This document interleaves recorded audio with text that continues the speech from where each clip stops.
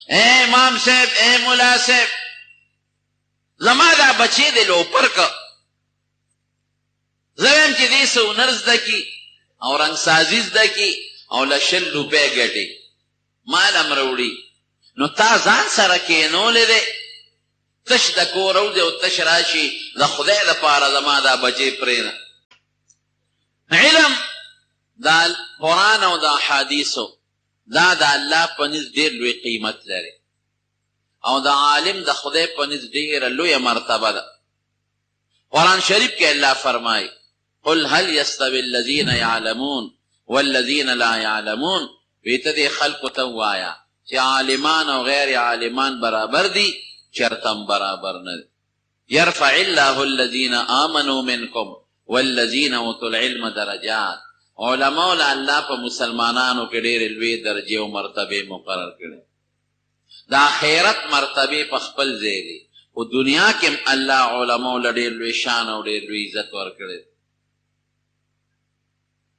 دے امام ابو حنیفہ رحمت اللہ علیہ او شاگرد دے امام ابو یوسف مشہور امام دے چھ پا قاضی ابو یوسف مشہور دے او خپل نمی یعقوب و یعقوب مور درنگ سازے دا چل دزدکولو دا پارا لے گا وی بچے لار شو درنگ سازے چل دکا کہ رنگو نکے یو اونر بزدکے نو سبابت سا ڈوڑیم وی او زمون بمی چل دکا دیر خدا لار درنگ سازے چل دکا یو سور وزی تیر اکڑے پدے لارا چیتا دا امام ابو حنیفہ رحمت اللہ علیہ دا علم مجلسو حلکہ تراشو گورا چی دا مولا صاحب دلتا سکے ورنن آوات امام صاحب لگیا دے دا حدیث و درس کئی او دا فقہ مسائل خلقو دا بیانی قال رسول اللہ صلی اللہ علیہ وسلم کذا کہ حضور پاک دا فرمائی دے او حضور پاک دا کار کرے دے دل اخوان ورک حلکہ پر رنگ سازے سکوں کہ دا رنگونو چل زکوں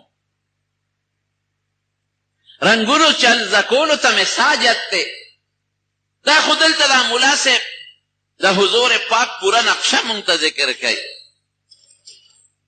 پورا نقشہ راتا بیان ہے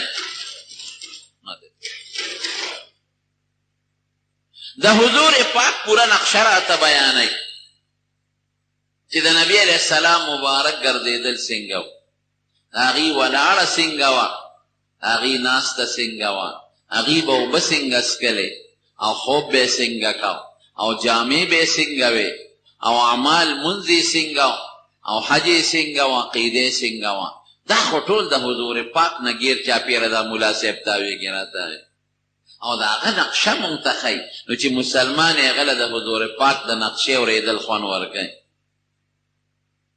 سبا بیا کے ناس بل رز بیا کے ناس خوندے ورگ دا شپی چی با واپس دا مور با تپوس کو بچے نندے پیسے روڑی دی کنا دا بقا کرنا کاؤ یو سور وزی چی مور اولیت چی دی خود تش دی او تش رازی نا شاگرد دا استادان کل جیب کی 2 روپے چی دا حلق جوڑ دا دی رنگ سازے دا چل نز دا کئی دی جوڑ سپا بل طرف روان دی یو ظل واپس روا تا ورپس را روان دا چی وی قتل دا یعقوب امام ابو یوسف دی دا امام ابو حنیفہ رحمت اللہ علیہ پا درس کے نازد رانن آوات پا دروازہ کے ادرے دا او پا امام صاحب آواز روستا اے امام صاحب اے مولا صاحب زما دا بچے دے لوپر کا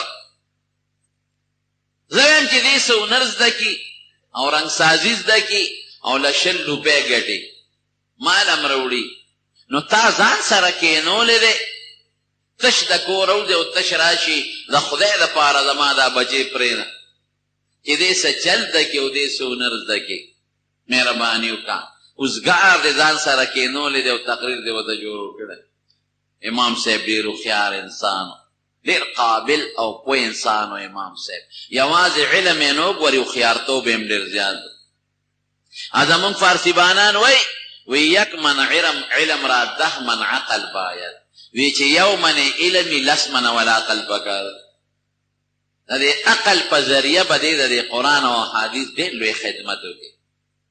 امام صاحب ډېر هوښیار انسان او ډېر قابل او ایمانتدار او امانتدار او دیانتدار شخصیت.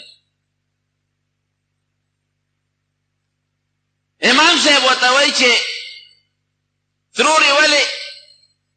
وی دا لږ خو زه لېږم چې څو نر به زده کړي تا ځان سره کېنولی دی. وی زه ورته هنر ښیم که نه؟ وی ته ورته څو هنر ښیه خو تا ته نیغ نیغ ګورې او درته ناست دی. وی داسې هنر ورته ښیم چې بیا به د بادامو او د چلغوزو د غوزانو حلواګانې خورې. د حلوا دا نوم په سړي ډېر خوب لګي. تاسو خو مولیانو پورې تړلې ده.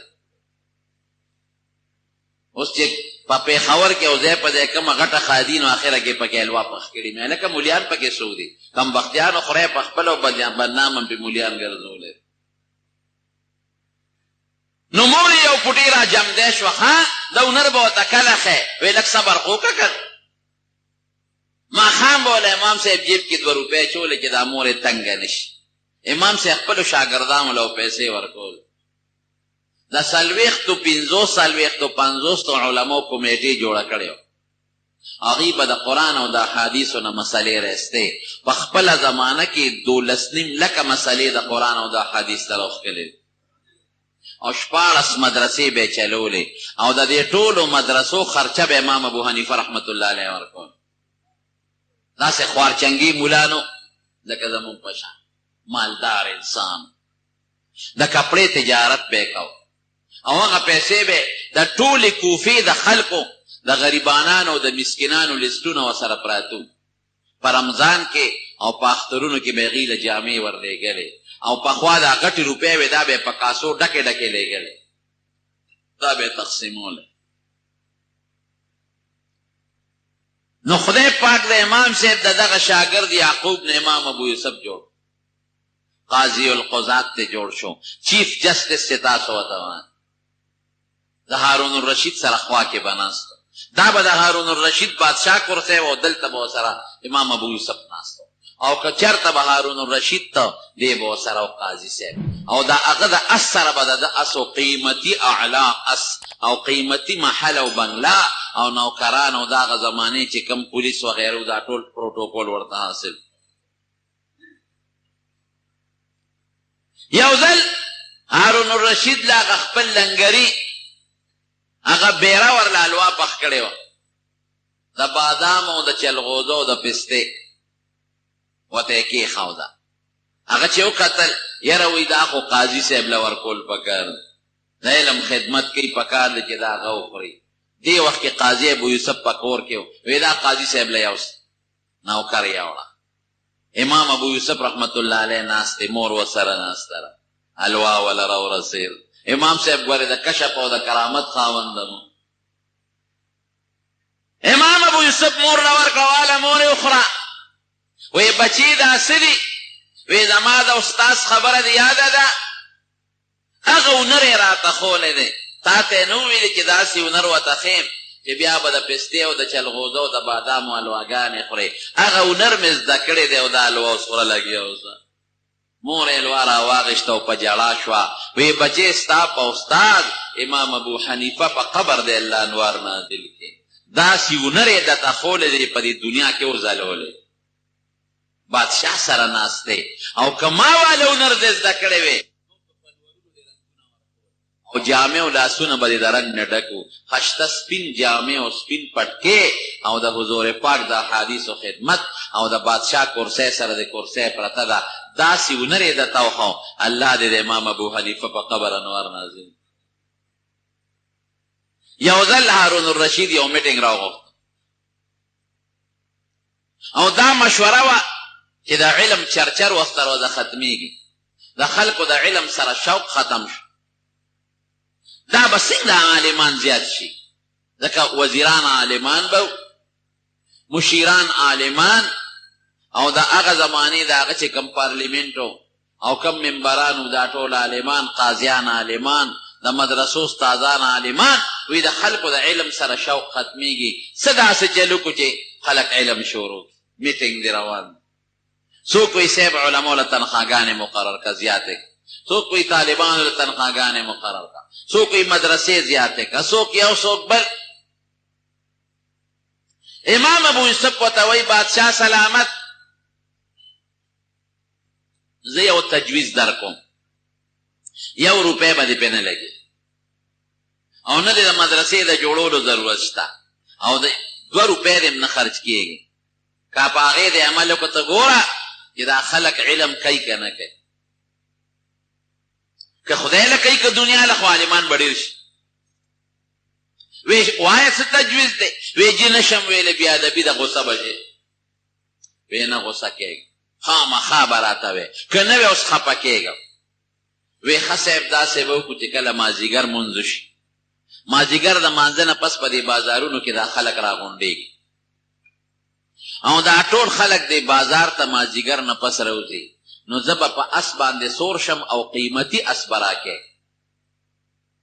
لکه دې زمانه کې قیمتي موټر، قیمتي اس، هغې اعلی زین، په هغې به زه سور شم او ته به زما د اس واګي ونیسې او په دې بازار کې به یو څو چکرې راکې. خلک به وګوري هلکه یې د دې عالم خو ډېر لوی قدر دی، ګوره یې هارون الرشید یې د اس پړی نیولی دی.